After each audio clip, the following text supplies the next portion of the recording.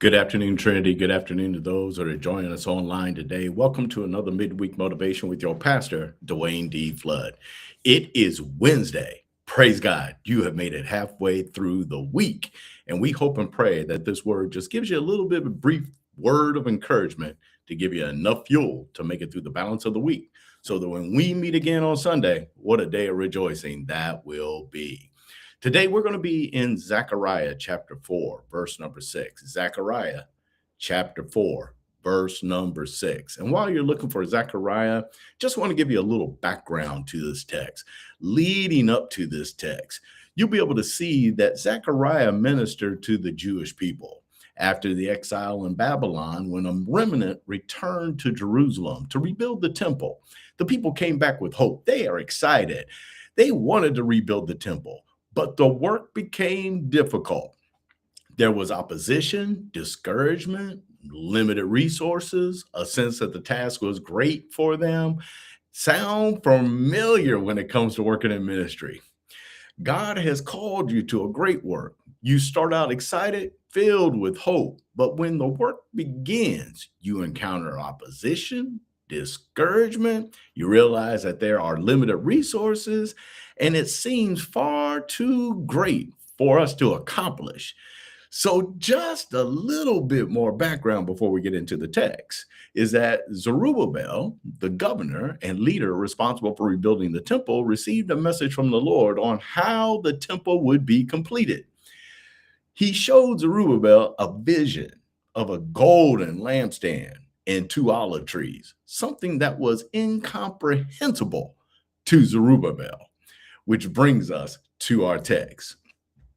So hopefully you found Zechariah chapter 4, verse number 6. We find these words. It says, "Then he answered and spake unto me, saying, This is the word of the Lord unto Zerubbabel, saying, Not by might, nor by power, but by my spirit, saith the Lord of hosts."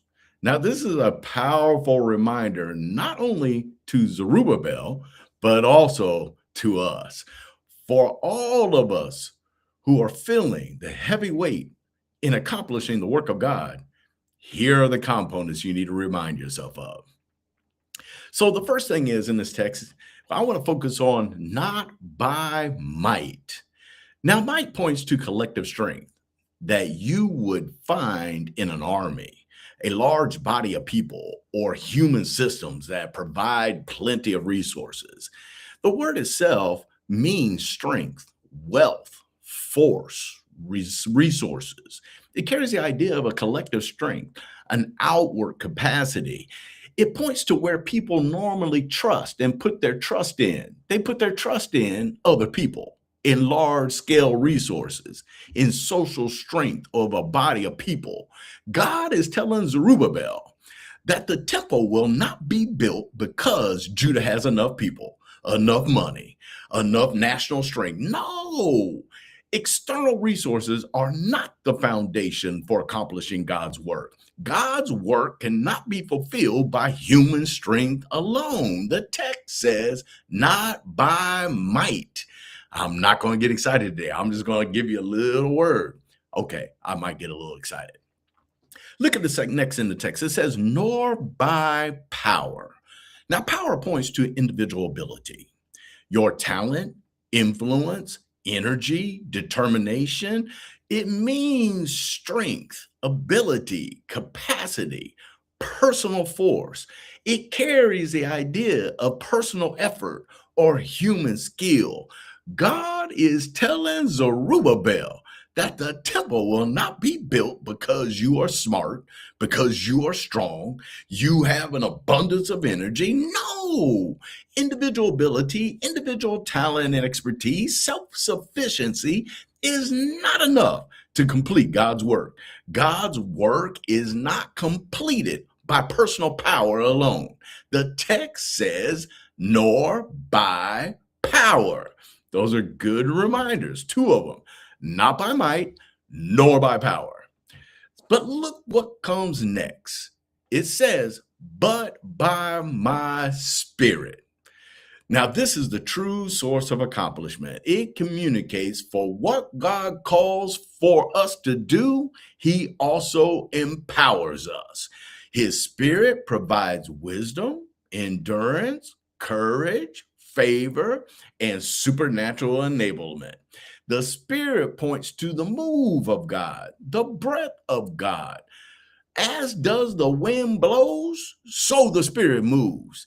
It reflects God's active presence and power, all at work in the world among his people.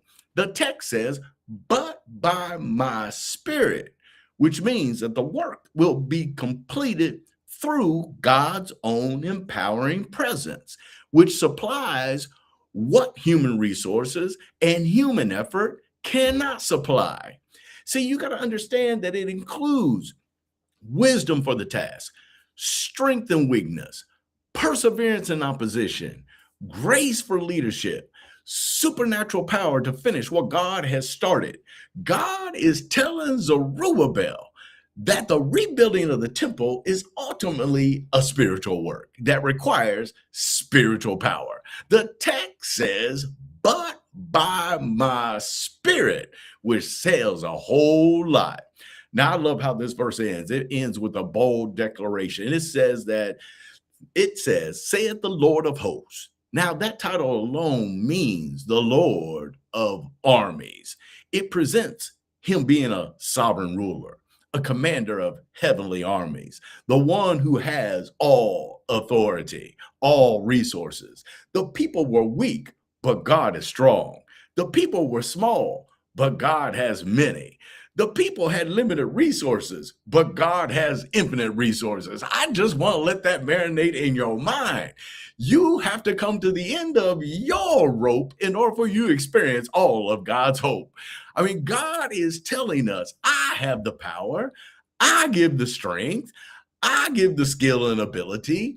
My preferences and my activity is what activates and empowers the work. When God calls you to do a mighty work for him, don't worry about what you have or don't have. Don't worry about who you are. Don't worry about your lack or lack thereof. God doesn't call the equipped.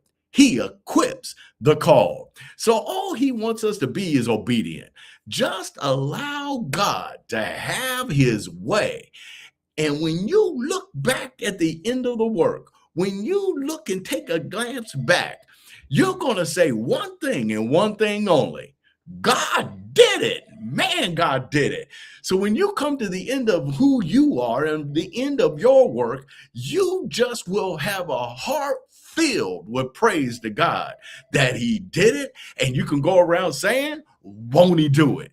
So I got to stop right there. I am not going to get any more excited. If you want some more, you're going to have to come back on Sunday and we'll be able to give you a little bit more word. So hopefully that blessed your heart and encouraged your spirit. If you're looking for a place to worship, we encourage you to prayerfully seek the loving people here at Trinity Missionary Baptist Church. We're located at 6320 Chandler Street, Cincinnati, Ohio, 45227. If you're looking to find out more information about us or looking to find more content along these lines, we encourage you to go to our website. It's at TrinityMBCMadisonville.com. I'll hope and pray that this word just blessed your heart. Remember, it's not by might, nor by power, but by his Spirit that you're able to do all that he has given you to do. May God bless you and keep you. Have a blessed day.